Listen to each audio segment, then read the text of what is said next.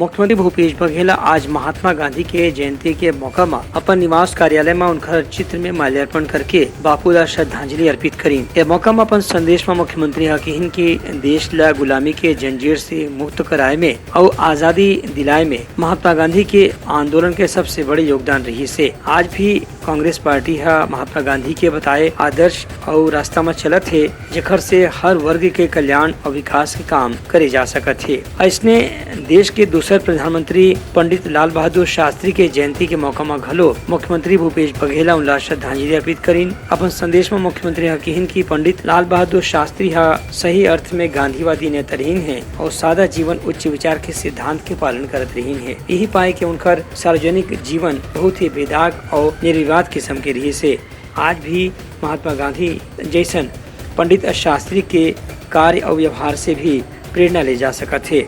Bureau report उतलंगा news.